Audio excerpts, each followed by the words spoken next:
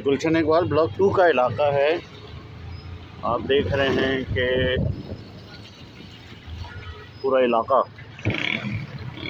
गंदे सेवरेज पानी से भरा हुआ है। बारिश रुक चुकी है काफ़ी घंटे पहले, लेकिन निकासी है आपका मसला जूं का तू मौजूद है।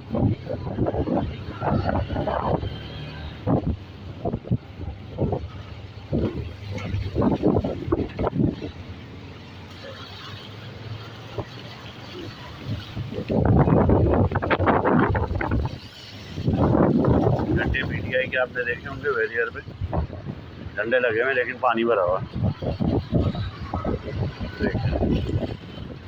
ये सूरत हाल है। ये गुलशन इकबाल ब्लॉक 2 का एरिया है।